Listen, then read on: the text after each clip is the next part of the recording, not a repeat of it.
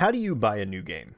You watch trailers, look at reviews, maybe if it's from a developer or franchise with a good track record, you just pre-order it with the faith you'll get a good experience.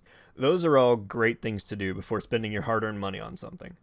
Or, you can not do any of that and go to a used game store. I love going to used game stores to the point where my cousin and I essentially made a tradition out of going to as many used game stores as we can every time he visits. Impulse buying at used game stores is one of my favorite hobbies. I mean, where else would I just stumble across Finny the Fish in the Seven Waters, or MDK2 Armageddon, or like Mojo? Mojo. Is that what the kids are doing now? When I go impulse buying, I follow 2 rules. 1, nothing over $15, 20 if the box art is insane enough, because I would rather die than spend $16 on a bad game. And 2, the most important rule, do not research anything. Ever. All my research comes from the information that's displayed to me on the box, and the less coherent or more vague the box art is, the better. I also usually try not to go for anything recognizable. If I see a Spider-Man game, then I can safely assume I know what I'm getting, or a Transformers game or a sports game. For me to buy anything recognizable on impulse, the box art has to stand out. Like Black and Bruised.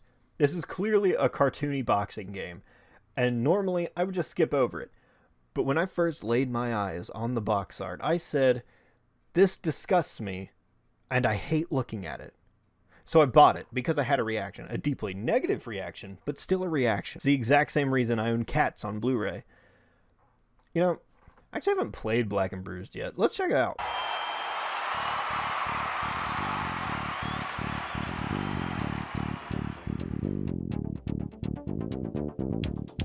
They are the strongest, fastest, most ruthless fighters the world has ever seen. Drawn to the thrill of raw combat, they've sworn to challenge any contender, in any arena, at any time. Theirs is a story of love, of tragedy, and of triumph. For these urban gladiators, there can only be one champion, and one way in or out of the ring. And that's Black and Bruised.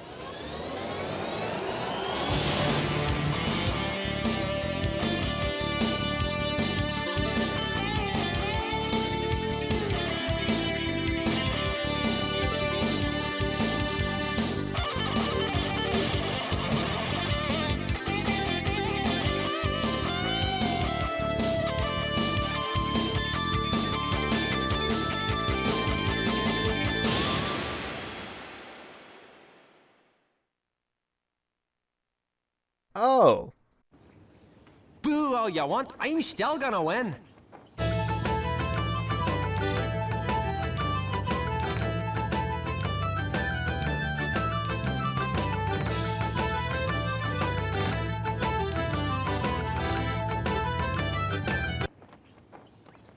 Yes, ladies, I am single.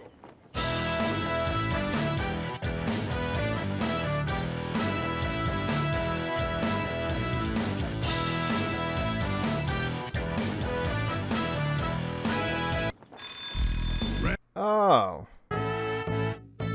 Time for lights out. These Irish eyes ain't smiling. That was just too easy. Miss Spleen! Miss Spleen! I'm gonna put you in the hole. Would it help if I stand still? Ha ha ha, very funny. Don't I know your sister? Bronto's gonna make you sore.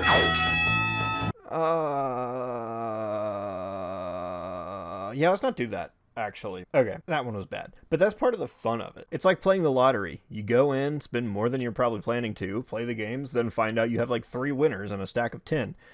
Sure, it sucks to learn that you wasted your money on a dud, but that thrill of potentially finding something life-changing is there the whole way.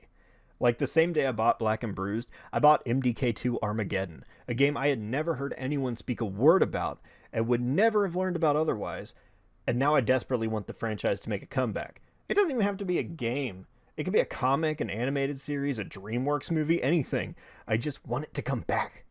Not only that, I've also found games like Disney Extreme Skate Adventure, the aforementioned Finny the Fish, Crazy Frog Arcade Race. How'd that get in there?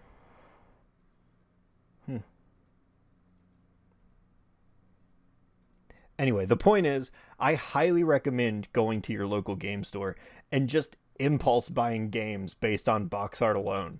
If you can afford it, obviously. You never know what'll be there. It might be your next favorite game. Now, if you'll excuse me, I'm going to go back to playing MDK2. Must grease pelvis.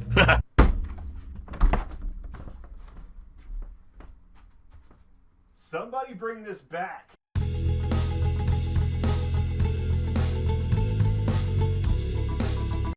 For me to buy something...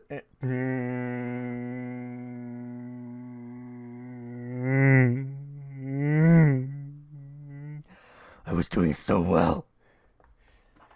Why would I do this to myself?